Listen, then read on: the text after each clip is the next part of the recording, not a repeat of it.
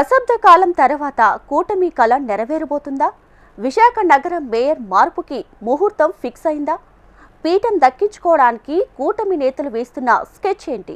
మేయర్పై అవిశ్వాస తీర్మానం పెడితే విశాఖలో రాజకీయ పరిణామాలు ఎలా ఉండబోతున్నాయి?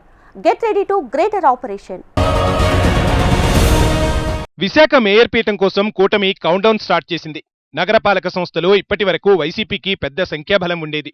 కానీ అసెంబ్లీ ఎన్నికల తర్వాత కూటమి సర్కార్ ఏర్పడటంతో జంపింగ్ కార్పొరేటర్లు వైసీపీకి గట్టి షాక్నే ఇచ్చారు. అయితే మేయర్ పీఠం మాత్రం కదపలేకపోయారు. దీంతో ప్రభుత్వం మారినా పరాయి పాలనలోనే ఉన్నామంటూ కూటమి కార్పొరేటర్లు అధినాయకులకు విన్నవిస్తున్నారట. దీంతో మేయర్ మార్పునకు రంగం సిద్ధమైందని తెలుస్తోంది. ఆంధ్రప్రదేశ్లో అతిపెద్ద కార్పొరేషన్గా ఉన్న విశాఖ మేయర్ సీటును తమ ఖాతాలో వేసుకునేందుకు కూటమి నేతలు స్కెచ్ వేశారట. ఇప్పటికే రాష్ట్రంలో ప్రభుత్వం మారిన తరువాత వైసీపీ చేతిలో ఉన్న పలు మున్సిపాలిటీలు, కార్పొరేషన్లు NDA పక్షాలైన Telugu Desam party, Janasena, Bharatiya Janata party కూటమికి చేజిక్కించుకున్నాయి. ఇప్పుడు విశాఖ మేయర్ పీఠం వంతొచ్చింది. ఇన్నాళ్లు జీవీఎంసీపై పెద్దగా దృష్టి సారించని కూటమి పెద్దలు ఇప్పుడు కార్పొరేషన్పై దృష్టి సారించారట. మార్చి 18 నాటికి గ్రేటర్ విశాఖ నగరపాలక సంస్థ పాలకవర్గం ఏర్పడి 4 ఏళ్లు పూర్తవుతుంది. అయితే కూటమి ప్రభుత్వం ఏర్పడి 8 నెలలు దాటినా నిబంధనల ప్రకారం కార్పొరేటర్ల పదవీకాలం 4 ఏళ్లు పూర్తయ్యేదాకా వేచి చూడాల్సి వచ్చింది. తాజాగా 4 ఏళ్లు పూర్తి కావడంతో నగర మేయర్పై అవిశ్వాసం పెట్టేందుకు కూటమి నాయకులు పావులు కదుపుతున్నారట. ఈ అంశంపై ఇప్పటికే నగర ఎమ్మెల్యేలు ప్రత్యేక సమావేశం నిర్వహించి వివిధ అంశాలపై చర్చించారు.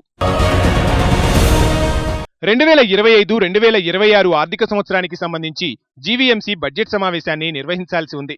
ఇప్పటికే ఈ మీటింగ్ నిర్వహించాల్సి ఉన్నప్పటికీ ఇంకా సమావేశం జరగలేదు. దీంతో ప్రత్యేక కౌన్సిల్ ఏర్పాటు చేసి బడ్జెట్ ఆమోదించిన తర్వాత మరో కౌన్సిల్ సమావేశంలో అవిశ్వాస తీర్మానం ప్రవేశపెట్టే అంశాన్ని కూటమి నేతలు పరిశీలిస్తున్నారట. ప్రస్తుతం గ్రేటర్ విశాఖ కౌన్సిల్లో 97 మంది కార్పొరేటర్లు ఉండగా 64 మంది కార్పొరేటర్లు అవిశ్వాసానికి అనుకూలంగా సంతకాలు చేయాల్సి ఉంటుంది. ప్రస్తుత బలాబలాలు చూస్తే కూటమికి 56 మంది, వైసీపీకి 39, సిపిఎంకు 1, సిపిఐకు 1 ఉన్నారు.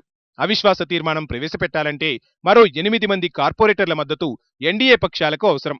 ఇప్పుడు ఆ అష్టదిక్పాలకులను తమవైపు తిప్పుకునే పనిలో స్పెషల్ ఆపరేషన్ స్టార్ట్ చేసింది కూటమి సర్కార్. మేయర్పై అవిశ్వాసం పెట్టాలంటే కలెక్టర్కు ఇచ్చే నోటీసులో సంతకాలు పెట్టాల్సి ఉంటుంది. అయితే వైసీపీకి చెందిన కార్పొరేటర్లు తమతో టచ్లో ఉన్నారని కూటమి ధీమా వ్యక్తం చేస్తోంది. ఇటీవల ఎమ్మెల్సీ బొత్స సత్యనారాయణ వైసీపీకి చెందిన కార్పొరేటర్లతో సమావేశమై పార్టీ మారొద్దని, భవిష్యత్ బాగుంటుందని భరోసా ఇచ్చే ప్రయత్నం చేశారు. అయితే మేయర్ హరివెంకట కుమారిపై ఉన్న వ్యతిరేకతతో కార్పొరేటర్లు సంతకాలు చేసేందుకు ముందుకొస్తారని కూటమి నేతలు భావిస్తున్నారు. ఇలా ఎవరి లెక్కలతో వారు నగరపాలక సంస్థను చేజిక్కించుకునేందుకు చక్రం తిప్పుతున్నారు. మరో ఏడాది కాలం టర్ము ఉన్నప్పటికీ పదవుల కోసం కూటమి కార్పొరేటర్లు ఉవ్విళ్లూరుతున్నారు. ప్రధానంగా Telugu Desam party floor leader Peela Srinivasa Rao mayor రేసులో ఉన్నారు. డిప్యూటీ మేయర్ స్థానానికి జనసేన నుంచి 2 కార్పొరేటర్లు పోటీ పడుతుండగా వారిలో ఒకరు మేయర్ స్థానంపై గురిపెట్టారు. నగరానికి చెందిన 2 ఎమ్మెల్యేలు తమ మద్దతుదారులను మేయర్ స్థానంలో కూర్చోబెట్టేందుకు ప్రయత్నాలు చేస్తున్నారని టాక్ వినిపిస్తోంది. ఇటీవల కూటమిలో చేరిన ఓ మహిళా కార్పొరేటర్, మరో స్వతంత్ర కార్పొరేటర్ కూడా మేయర్ పీఠం ఆశిస్తున్నారని సమాచారం. పదవుల పందేరంపై తెలుగుదేశం పార్టీ, జనసేన, భారతీయ జనతా పార్టీ సభ్యుల మధ్య ఓ ఒప్పందం కుదిరిందన్న గుసగుసలు వినిపిస్తున్నాయి. అంతేకాకుండా వైసీపీని వీడి కూటమికి మద్దతు తెలపబోతున్న కార్పొరేటర్లకు కూడా లాభదాయక పదవులు ఇస్తామని హామీ ఇచ్చినట్లు ప్రచారం జోరందుకుంది. దశాబ్ద కాలంగా జీవీఎంసీపై పసుపు జెండా ఎగరలేదు. దీంతో ఈసారి మేయర్ పీఠం ఖచ్చితంగా తెలుగుదేశం పార్టీ సొంతం చేసుకోవాలని వ్యూహరచన చేస్తుందని టాక్. విశాఖ మేయర్ బీసీ మహిళ కావడంతో మరోసారి బీసీకే మేయర్ పీఠం కట్టబెడతారనే చర్చ జరుగుతోంది. మొత్తం మీద మేయర్ పీఠం ఎవరికి దక్కనుందన్న ఉత్కంఠకు మరికొద్ది రోజుల్లోనే తెర పడనుంది.